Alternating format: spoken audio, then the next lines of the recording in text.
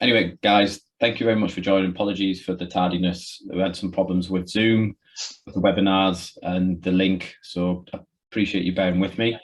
My name is Alex Impey, the founder of CoCity. I'm obviously going to tell you a little bit more about myself, but before we do that, obviously we've been working alongside David and Dal from LEOcrowdfunding, who are the platform we've put together on this to support with the equity raise and the compliance.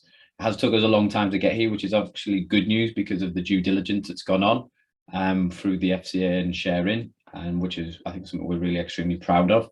But David, maybe I'll just pass over to you to just go through the initial starting point. Fantastic, Alex. Thanks very much.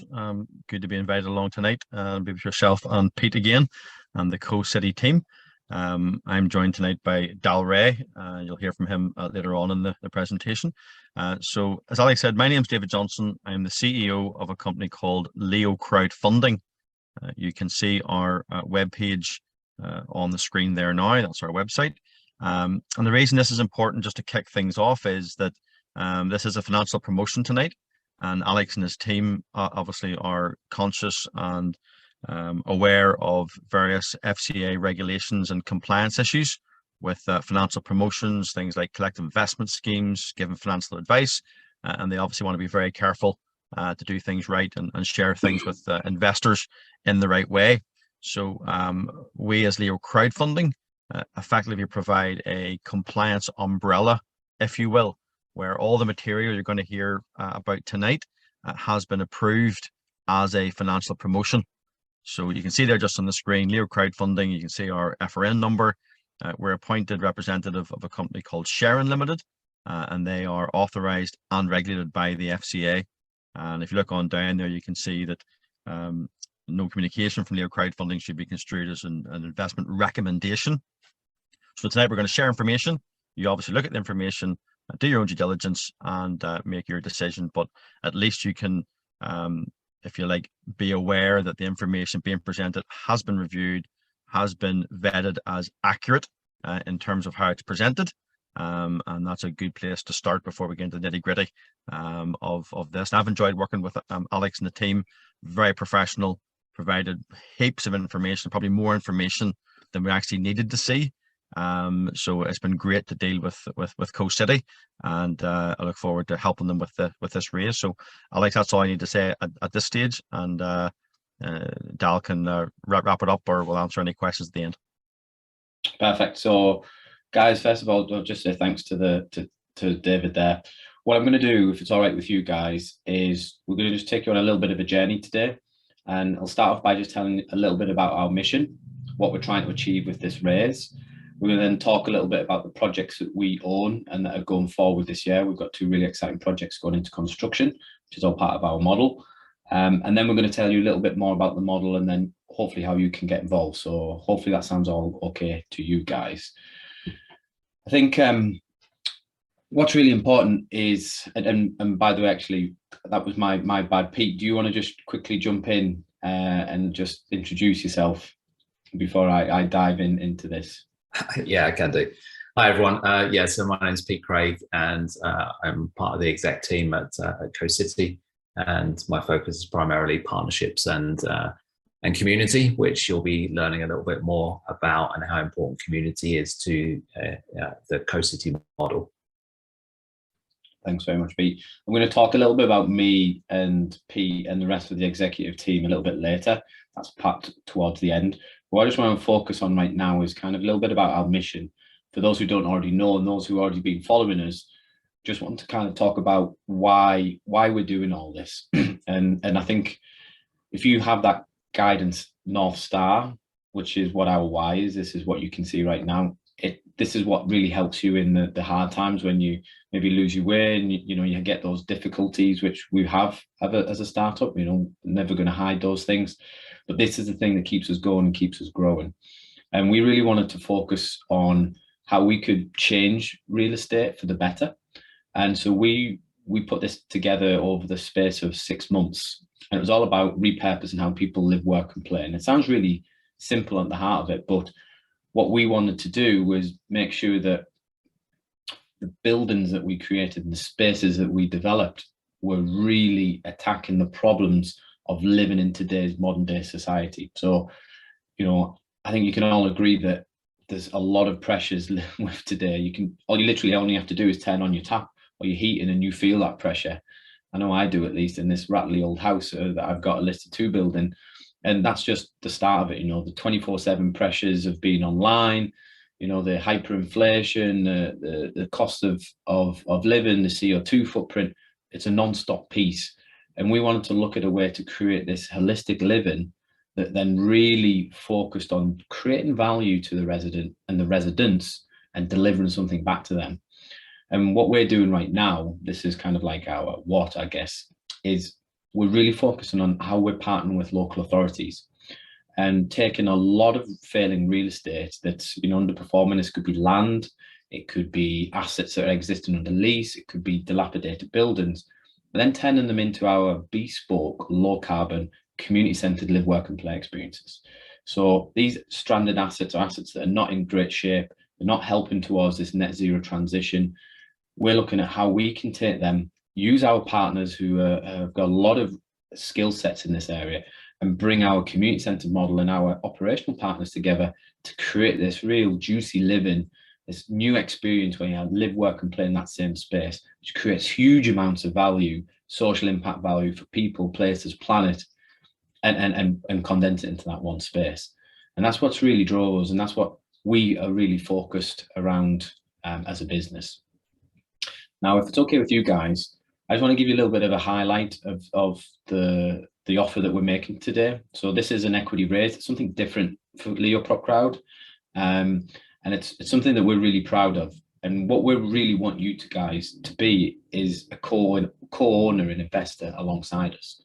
We want people who really want to make a difference with people, place and planet, want to invest in a business that is really prioritizing that and help us on this way and on our journey over the next 4, 5 and 10 years beyond. So we're selling 8.2% of the business. And we're looking, and for that, we're looking to sell that for 1.3 million.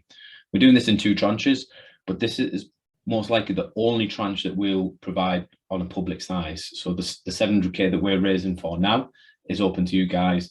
And the 600k, we'll be looking to do that through a professional investor.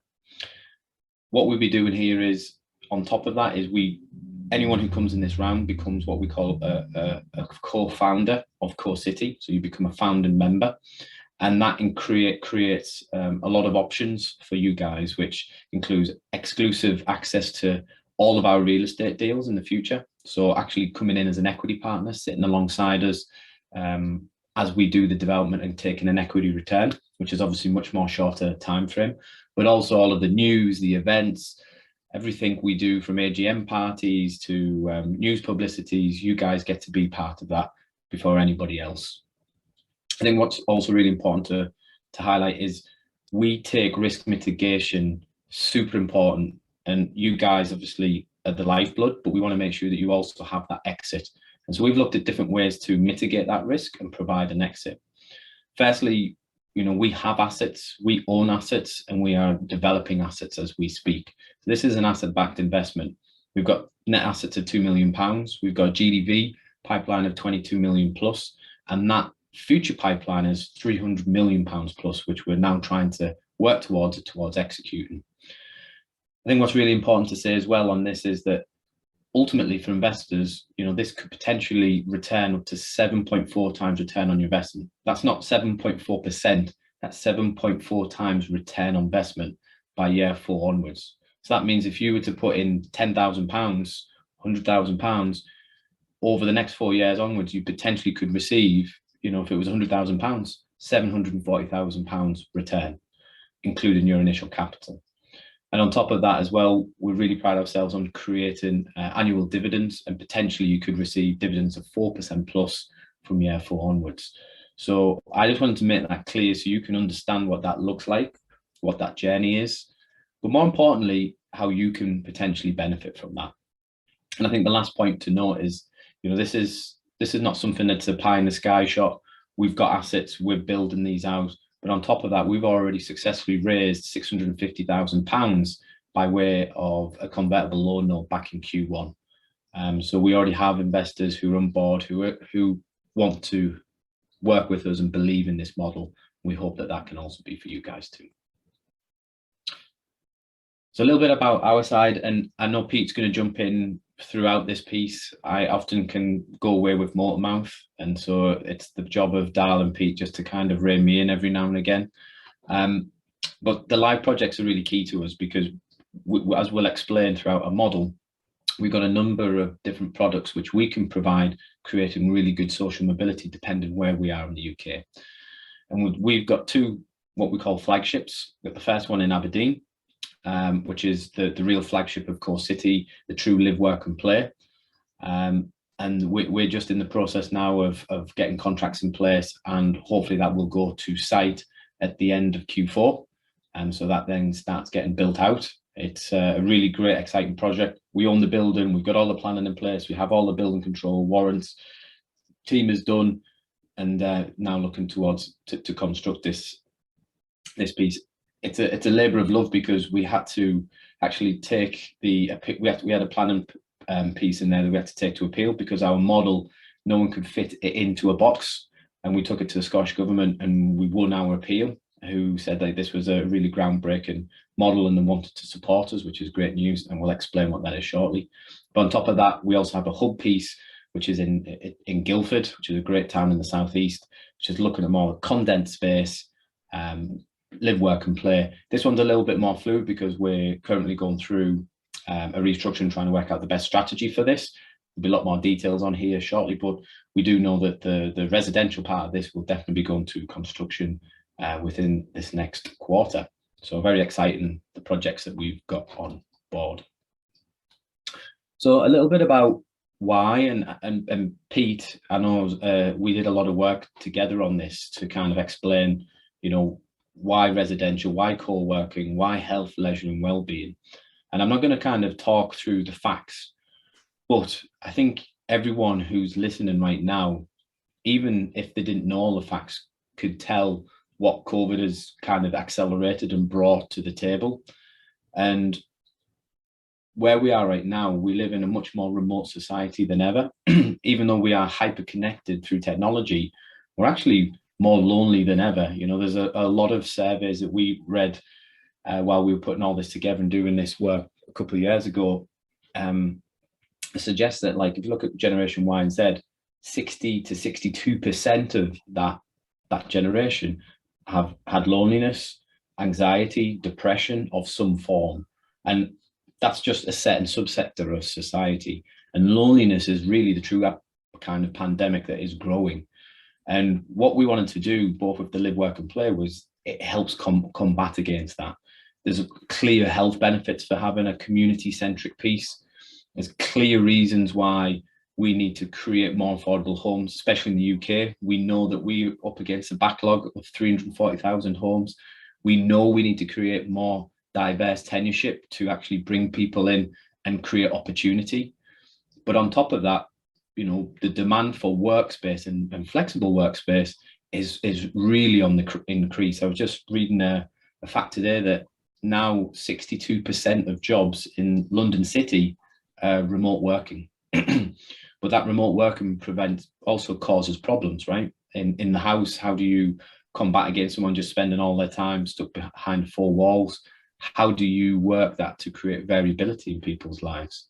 As well as then, you know, the health and leisure and well-being piece, which is how do you provide the physical and mental well-being, which, you know, we touched on earlier. These are all the same, coming back to the same points that, you know, isolation, loneliness was an issue. There needed to be more flexibility. There needed to be more choice in the residential options and the tenures that were there, and that well-being was very much on the rise.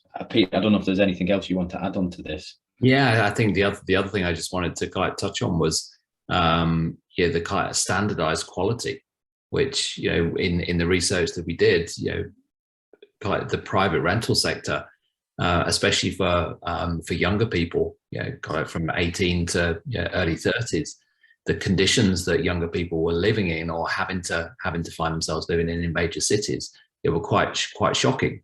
You know, and you think you spent all this time and money going to university, you come out, you get your first job, and You dress up to go to your fancy office, and you go home at night and you're in a 1-bedroom basement, apartment with no light and damp in the walls. Yeah, and that is not uncommon. Yeah, in many of the UK's kind of towns and cities. And what we wanted to do was really address that and make quality living affordable.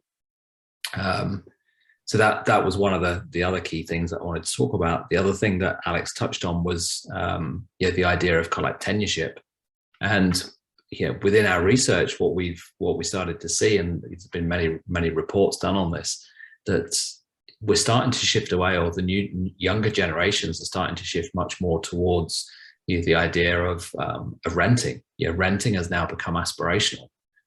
Whereas in older generations, the idea was that you worked to buy your own home, and your home was your castle. Englishman's home is his castle. But that's changing, and it's been accelerated with everything that Alex has just talked about, which is the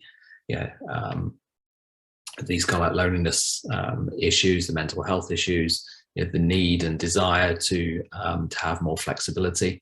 That has all just been accelerated by COVID. Yeah, exactly. And I think that takes us as a great segue into what our model is. And, we have this live, work and play, and the eco piece in there. This is what our model embodies. And we wanted to, when we created, to create something that we could really have an impact on from all of those levels, that wasn't greenwashing, that was really true to the core that we could deliver on as a small business.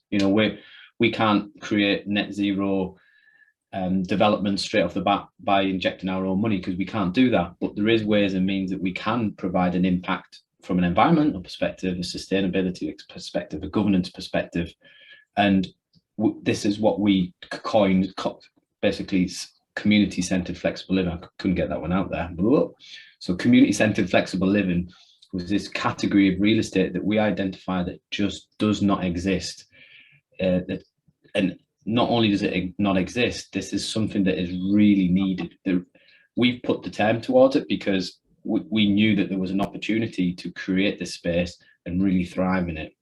As Pete mentioned, that 18 to 40, really want this on-demand living that's end-to-end, that they can then pick and choose, they can jump into as they want, but really then reduces the impacts that living in modern day society actually creates. All of that stress, the loneliness, the issues, the hyperconnectivity. How can we resolve that? So, if I look at the live side, what was really important for us was having that flexibility of tenureship. There's a really good report called the Lines Report, which explains that mixed tenureship actually promotes more opportunity for people to grow in their lives, to create more economic growth, intrinsically, extrinsically, and create true diversity of opportunities. And we go from social housing. We don't shy away from our social housing. We try and bring that on demand, on site. We have co-living. We go through to private rental and into home ownership. The idea being that you can then flex between those as you change throughout your life, because what's right one time, as Pete said, not everyone aspires to home ownership. Some people just want to have a rental, or some people want to live with other people, and that's all right. And you can flex and choose how you live in our developments. And the work piece, I touched on it before. You don't always want to be behind your computer screen in your house. You might need to be at work, but on top of that, you might just want an alternative space. If you're a white collar worker, you're working for your PWCs or even part of the NHS, and you're going to spend 1 or 2 days at home, why don't you go and spend it in a co-working space, in a serviced office space that's on your development, where you can maybe meet people, similar thought processes. You might have colleagues there. It's not just geared towards entrepreneurs and WeWork specialists. This is geared for people to use every day as they want, and can help them grow with their business if they do choose, but also within their own employment. So providing that work opportunity and career opportunity. And the play side of things, I think that's also, like, for me at least, that's like number one, is the socialization impacts. So taking your home, taking the workout context, what else do you do to bring people together? And it's community that's really the glue here. If we look back in the 30s, 40s, 50s, we relied on everybody around us to help us, right? Your grandmas will probably tell you the stories, and your granddads, or maybe your mum and your father, or maybe your great granddad and great granddad used to tell you. And you know how people would just come around, open the door, help someone out, they babysit, they go get some food, they're always chipping in. And we see now that that insular world is now dissolving again, and we're moving back towards more of a community-centered demographic and society, and it's working together as the collective. So the sum of the parts are greater than the individual is what we wanted to play on here, allowing residents to kind of choose what events they want. We're a platform. We're not there to dictate what needs to be done. We're just there to facilitate and really help get the residents what they want and what's the best for them and the community that they live in. I think just and to touch on the eco piece, you know, as I said before, we as a small business couldn't do everything, but what we have done and what we do target is the repurposing of assets. So wherever possible, we'll look to retain, you know, the substructure, the built section, so the superstructure, some of the steel frames, the ground floor slabs, the foundations. This is where the most energy intensive elements are, which is in the built environment, and typically account for maybe somewhere between 30 and 70% of the total embodied carbon emissions over the lifetime of a project. So if you can retain those, you can sometimes make between 20 and 50% embodied carbon savings, the CO2 emissions, on that new project, which is obviously something really good and something that we try and work with on top of any other active and passive measures we can make. I think this is, Pete, I don't know if you want to just kind of touch on this point. I know we talked about in the last piece, but yeah, I mean, this just continues on, you know, from what Alex was saying about, you know, the eco and the sustainability angles. We've aligned ourselves with the United Nations Sustainable Development Goals, numbers 11, 7, and 3, which you can see there. You know, the purpose really was actually just to improve the way that we live and improve the way that humans interact with the cities that we're building. Making sure that everyone has access to affordable and sustainable modern energy, and then ensuring that, you know, the environment is actually a healthy place to live, and that there's a focus on well-being.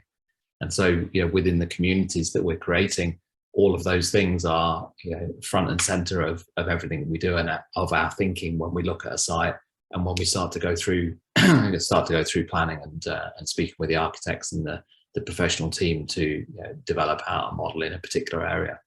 And I think these are quite super important. And one of the things we've noticed is that more and more, the more we talk to local councils and local authorities, these are the things that they're being mandated to focus on as well. Yeah, so both from national government and, you know, on their local agendas, these are things that they have to focus on. So you know, we're aligned with the partners that we're looking to work with, which is always useful.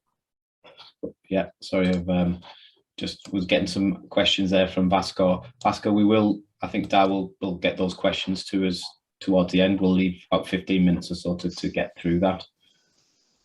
So we will be back to those pieces. But yeah, thank you very much. But I think what's key is, as a business, we built ourselves around this. You know, if you're head of Kate Rayworth and Donut Economics, we wanted to look at, like, how do we create something that's looking at the impact, looking at that ecological ceiling and the social foundation, and saying, well, where can we contribute and how can we do that sustainably? So we built ourselves around those principles, rather than maybe some businesses, I'm not saying that they all do, but obviously they see ESG mainly as a ticking box piece and sometimes try to put square peg in round hole, and that can cause conflicts where we didn't try to do that. We're genuinely trying to work towards that within the constraints of a small business that we have.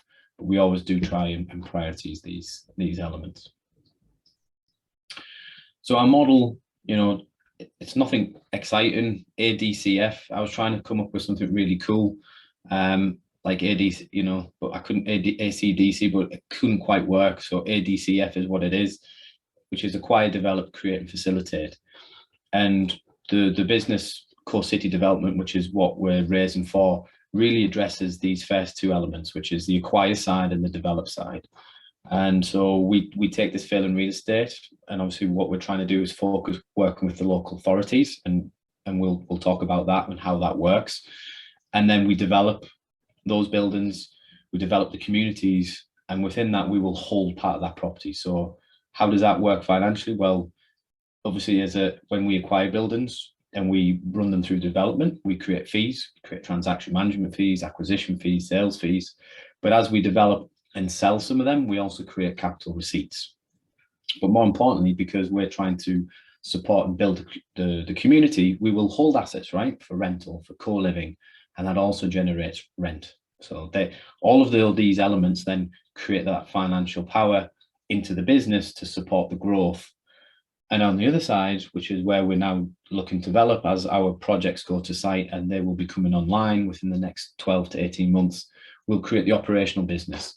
And that's where we create the space. So we've really worked with a lot of partners, spatial architects, co-living specialists, co-working specialists, to really work out how you collide people together to create these really interesting opportunities for friendship, for relationships, for business, for enterprise. And that space, which you'll see shortly, we spend a lot of time developing. And then ultimately, we then become the facilitator of those spaces, allowing the residents and the commercial tenants to be that symbiotic relationship, increasing the well-being and value for all. So this is kind of very much, I think, one of my favorite slides, because it really simply explains what our products are. You know, you're thinking, like, why the hell have you got 3 products? Like, why don't you just build houses? Like, that's what most developers do, right? And it's true, but when we saw COVID and what that did, it kind of got us thinking that the social mobility of people really changes. It varies so much across the UK. Although we're still migrating towards cities, and I don't think that changes, that rate of migration has slowed down. And there's a lot of people who choose to not live in city centres now, whether that's for financial reasons, for health reasons, whatever that is. And so we wanted to cater for that change of social mobility by just creating very heart of it, the hub and spoke. And the hub being a very compact city centre element, 40, 50,000 square feet. It's got your food and beverage, it's got your co-work and serviced office, and then it's got co-living and PRS, or rental, multifamily rental opportunities. And it really caters for that on-demand lifestyle in one space, but served by that main city. Now, that might not be for everyone, for example. And so what we wanted to also do is create the spoke. And the spoke is a little bit more midtown locations where you've probably got more amenity space, got a bit more green and grass around size. You've got maybe better links into the country, to airports, but yet you may be only 5-10 minutes into the city centre. You've got great links in, but you've got maybe a little bit more space to work with. You've got a lot more tenure options there. So Aberdeen, for example, is a really good example of the spoke. The Norwich House one in Guildford, that's a great example of the hub, how you can create that city centre piece. And the other one which we're working on now is the Village, which is about Carlos Moreno's 15-minute city kind of idea, which is bringing communities together, connecting everything so that within 15 minutes, you've got your whole life in that one space. Very much focused on public realm, huge mixed tenures right across the range. We've got actually 2 projects where we're trying to move that in our pipeline right now to get our first Village projects up and going and into planning and a deal sorted. I don't know, Pete, maybe you want to touch on the community street a little bit on here. Sure. So yeah, so as Alex mentioned, we spent a lot of time, working with architects and spatial designers, and just thinking about how people actually interact, and how we can almost facilitate what we call these collisions, between perhaps it's a retailer and a resident and a business owner. And what we came up with was what we call the community street. And the community street is essentially a public realm space to all sense and purposes that links the co-working, the office space, the food and beverage with the residential space. So it's somewhere that people have to walk through in order to get to the other areas of the development. But more than that, it's also an area that is open to the residents to be able to do with what they want to do.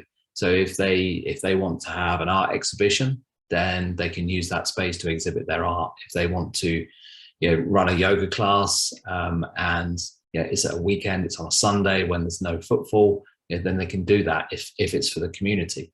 So it's about encouraging people to actually use the space, utilize the space, share their own experiences, share their own knowledge and their own skills, and get to know each other as a result of that. So these are really kind of key elements to all of our developments, is having this space that's open and accessible for our residents to use, and for our residents to start to meet and integrate with each other in. Yeah, and we create this, it's called on demand. So this can flip between a multiple of uses. So it can be from exhibitions, it can create pop-up, it can be for meetings, it can be for dinners for the residents, it can be whatever it needs to be, it could be for birthdays. And that creates a financial opportunity for the business to utilize, which is again part of the IP that we've been developing for this particular design. Now, I could spend another 10 minutes talking about amenities as well, because similar to how we set the business around the UN goals and our sustainability targets, we also look at how we create provisions that are right for that area, but also to the residents. So we don't just try to cram in, or we need a gym and okay, now we need a cafe there. If there's already stuff in the area, we're not going to do that. We're trying to add value to the bigger resident piece, the community externally to the development, as well as our internal guys. But the projects that we're building right now have all got these things in to varying degrees, and will continue to grow as per the demands of the resident. In terms of competitive landscape, I don't see competition, and I don't mean that in a really arrogant way, because we're all about collaboration here, and to be honest, what these guys do here in their own right is really superb. And we've spent a lot of time looking at these guys and how they've developed their own models. But I think what's really important to note is that there is no one, and I genuinely mean this, that we know of. So I've got to quantify that, because sharing will probably kick our asses if we don't. That we know of that does our full mixed use, mixed tenure model, this community centered flexible living, because most people just concentrate on one tenure, whereas we're bringing all the tenures together to allow people to flex through their life, and as they change their landscape, their relationships, their career, you can change what you need. This is something really unique and that we're really proud of. We did a bit of study for our Aberdeen one recently as we were doing a bit of work with the council, and we couldn't find anyone else who's doing this. So this truly is a UK flagship as far as we're concerned, and something that we obviously want to keep growing. I think without over, there's a lot of information here, but all I want you guys to take away from this is that the markets for each one of these live, work and play pieces is huge in its own right? And the TAM, SAM and SOM, this is like the tip of the iceberg versus the underneath of the iceberg, right? And the tip of the iceberg is this 546 million, but in reality, what sits underneath it is, a target market of up to 32.4 billion, both in residential, 3.1 billion in co-working service offices, and 14.7 billion in health, leisure and well-being. And what we're saying is that, even if we did a really bad day, we feel that we can take almost £1 billion worth of sector share, potentially even more, up to 5 billion, over the next 5 to 10 years. Will we make that? Well, that's for us to try and work harder and hopefully to deliver on our promise to our investors. But it's not a small market that we're competing in. This is a huge market. Global real estate, I think, is like 3, 4, 5 trillion pounds. It might even be more than that. And so what we're trying to do is say, look, well, we're just looking at the UK, but that as a massive opportunity to expand, especially as health, leisure and well-being, and as we see it, community centre flexible living, this new category of real estate starts exploding over the next 5 to 10 years. So I think it was interesting. Pete, I'm trying to remember who asked me this or who told me this, but I do remember about a year ago, I think it might have been Nick, one of our ambassadors said, essentially, Alex, you know, a development company is only as good as two things: its team and its pipeline. And the pipeline is something that we've been really probably struggled at the most over the last 3 to 4 months. It's not for the lack of opportunities, because we've got so many of them, but it was the ability to process them, because we had so much coming in and our team that we just couldn't get through all of the work that was coming onto our table. And that's something that we've rectified by bringing in a new financial analyst, which we'll talk about shortly. But we've got some really exciting projects, both a hub, a spoke, and villages. You know, 2 villages that we're currently appraising. We've got offers on a couple of properties in the northeast of England, in the southeast of England, and we're also, more importantly, speaking to 29 different local authorities. I think we've mapped out overall. We've already spoke to 6 various local authorities and the leaders up in Scotland, as well as now focusing on England and Wales. And Pete, I'm not sure you want to maybe touch on that. Yeah, I mean, I think the really important thing here is that, you know, or that we started to realize was that just how aligned, our own goals and vision for this was with local councils. And it was only a recent event that Alex went to called UK Reef, which was local authority leaders, council leaders, you know, from all over the country, kind of like gathering to talk about real estate and talk about the challenges, you know, that they're facing from a housing perspective, but also in the provision of other services and amenities to their communities. And it was during those meetings, those conversations, that we realized just how aligned, you know, we were, and also how big a problem this is, you know, for the councils, and how much they're looking for reliable partners that they can work with in order to solve some of the problems that they have. You know, things like the dying high streets and what to do with all those properties. Many of them are kind of like cash strapped now. They're cash strapped, but they have assets. You know, but the market is tough right now, and they're not getting value. So they're looking for innovative ways to to utilize those assets, bring those assets back to life for the benefit of the community, and try and and what we're suggesting to them is that, hey, look, if you use our model, then actually what we're developing for you is a circular economy by bringing this community into play. And we did a piece of work for the Scottish government just recently with regards to the Aberdeen project, and with a real focus on the benefits of both direct and kind of secondary revenue that can be generated by a development like ours. And I think over the course of 5 years, what we worked out was that conservatively there could be a total of I think it was about 8 million, Alex, £8 million in revenue generated by the development of that particular project for that particular local council. So it's about demonstrating how we can work together in order to support each other. Yeah, and that was inward investment. So like what would be generated from direct revenues, indirect revenues, and turnover of business, and the support and supply chain. And I mean, like, we are working directly with local authorities now, we're identifying existing assets, problem assets that they want on the balance sheets, or they want something to do. They don't want to just develop this out into another block of flats, but how can they meet their mandate for the energy challenge, for net zero, but how can they create social impact, which is a huge mandate across all local authorities in the UK now. And this is being judged more and more for every planning application. So even if you're developers yourselves, be aware that this is becoming such a high mandate in planning, but it's because it's being driven by the local development plans and the plans within local authorities. So I guess just to wrap things up, because I'd like to pass over to questions in the next couple of minutes. I think what's really important for us is the growth cycle. Real estate development company is only as good as its team and its pipeline, but also its plans, right? We know we've got a product that can be replicated. We know we've got demand because we've done all of the studies, and we share that also with sharing. And we know where in the country our model fits best. And so we went to specific sites that, well, we've looking at these specific sites right across the country to then develop out in over the next 5 years, with the hope and intent to create a hub and a spoke in each one of those, or at least have one representation from CoCity within those major cities.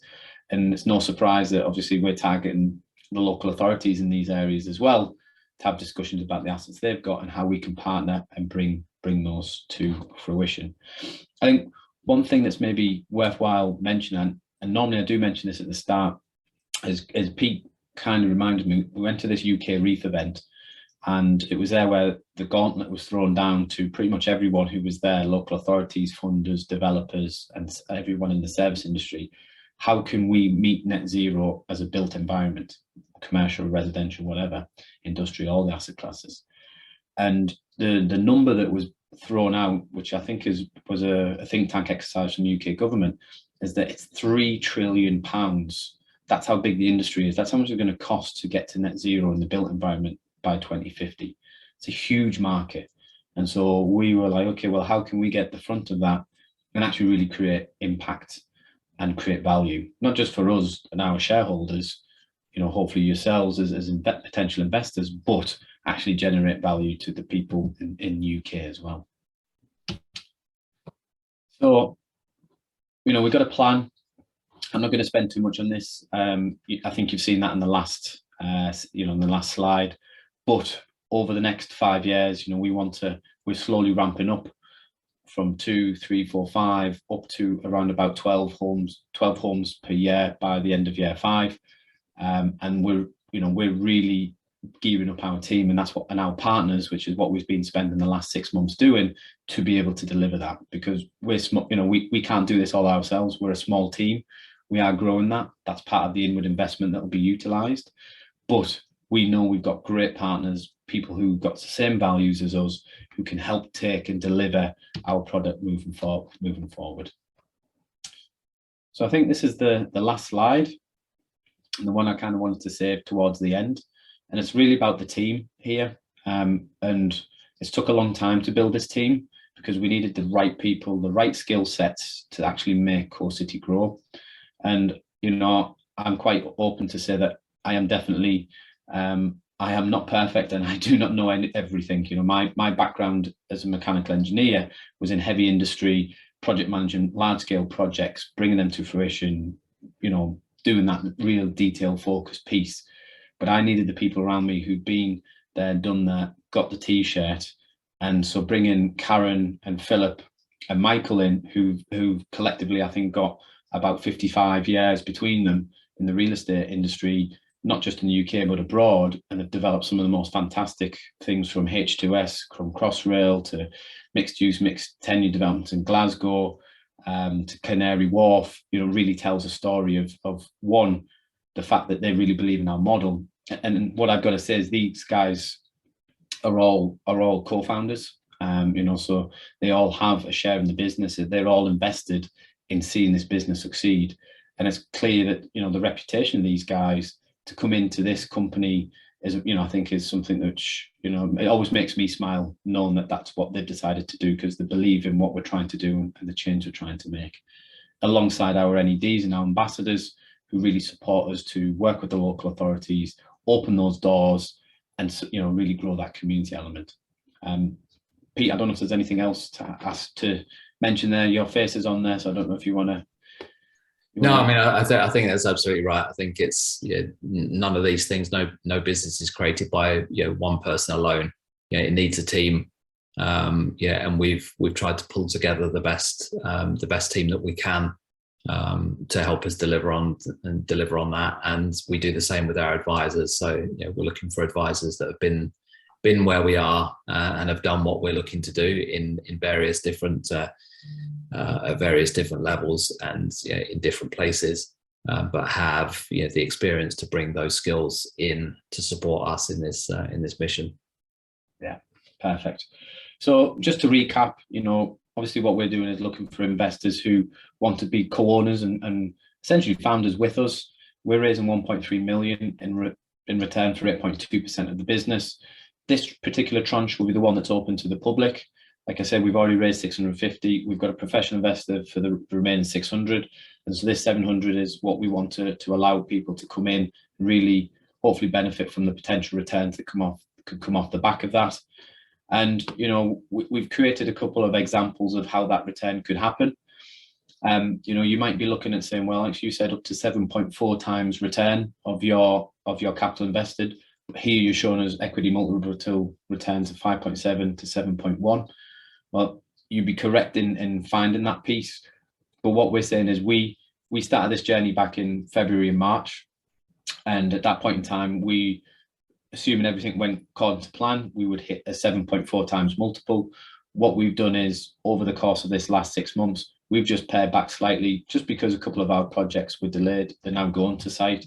But yeah, that reflects the 7.1. We're still very confident we can get back up to that 7.4. But we believe that curve is the potential return that we can create and develop for potential investors coming in here. So I think, Dal, what's maybe good is, because we're finished now on this piece, but maybe it's good to kind of open up some questions on that and see where we can maybe provide more value.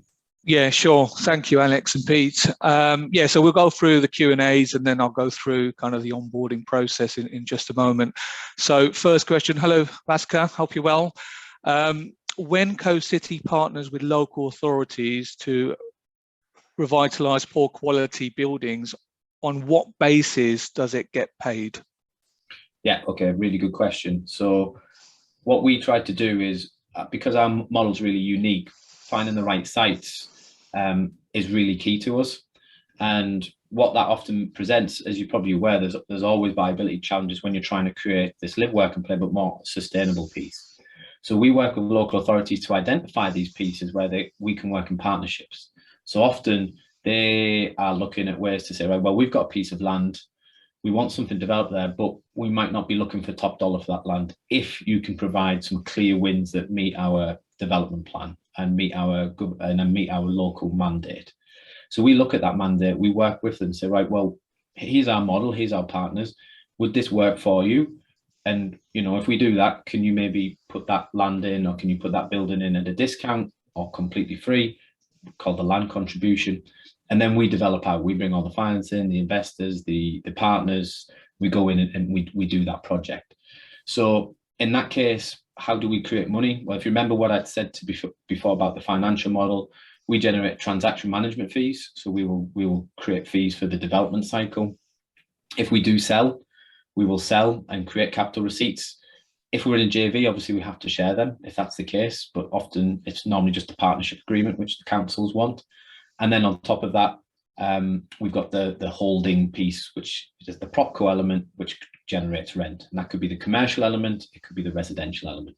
And so those elements in total generate rent, they generate income, and that's what pays CoCity and its investors the dividends and hopefully the returns that we can see over the next 4 to 5 years.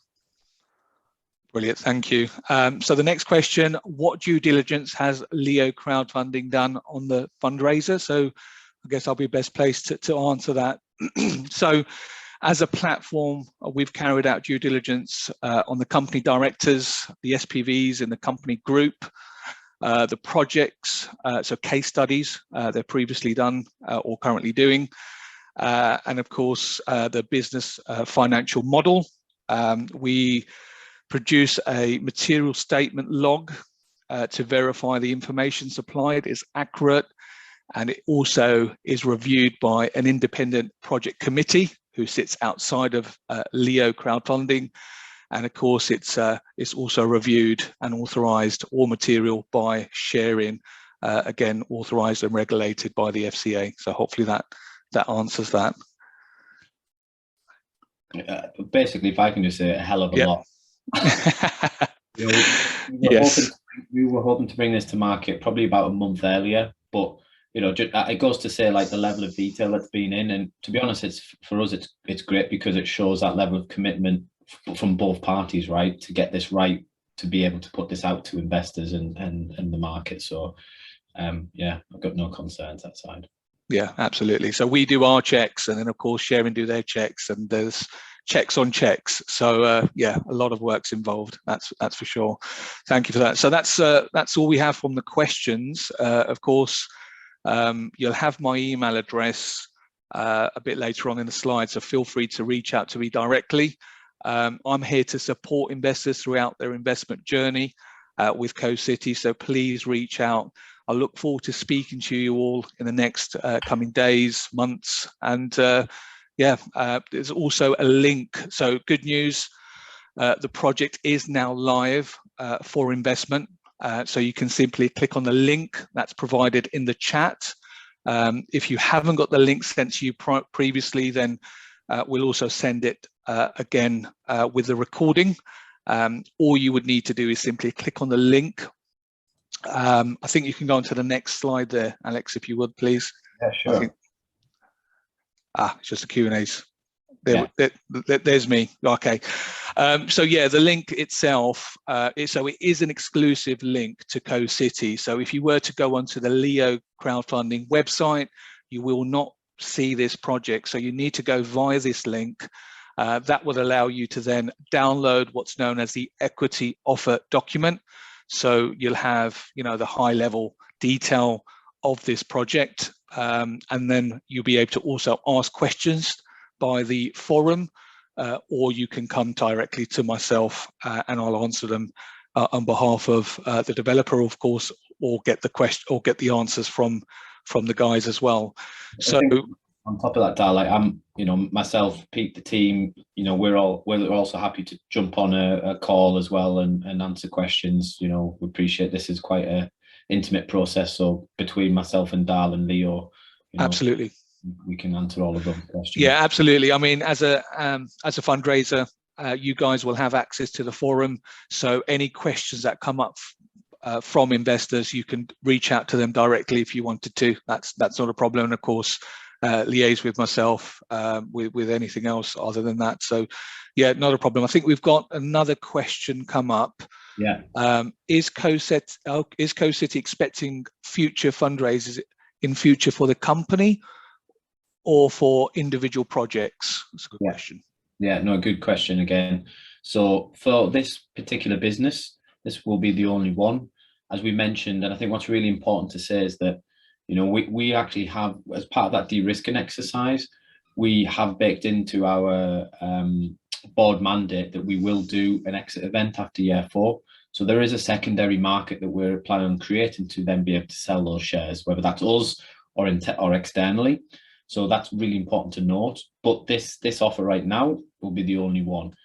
What is really interesting to note is that anyone who does invest in this element right now will have the opportunity to come in and invest in our operational business. Now that's in the future, and we'll be creating that in the next year or two, but it will only be open to investors who've invested in us right now. And the value in the operational business, well, we can't talk about that because that's a different element, but that's where the IP is, and that's where the real, the growth will be. But you will only get the opportunity of that if you come into this phase. So we will be doing this phase, this 700k. There will also be, as I mentioned before, right at the start, that anyone comes in will always get an opportunity to invest in our projects. So giving you an example, we've got a project that will be going live very shortly. The existing investors in that get the opportunity to have an equity stake in there into that project, and that's estimated to return somewhere between 24 and 30%. And so the investors who are in with CoCity get the opportunity to come in on that project as a project basis. So I think that's something probably unique that you get as a founder coming in on this scale and coming in at this point in time. Perfect, thank you. So I don't think there's anything else my side. Pete, I don't know, is there any?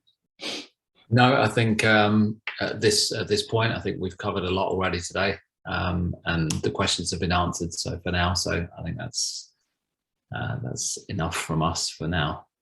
Yeah, I think from me, it's just to say, guys, that thank you very much for your time. But if you really do want to invest in a business that prioritizes people, places, and planets, then make sure you do click on that link that Dal's provided. and have a look at the documents, come and have a chat with me, come and have a chat with Dal, and yeah, well, hopefully we can have a chat soon. Thank you, guys. Perfect. Thank you, Dal, and thank you everyone that's joined us today. Yeah, Thank you very much.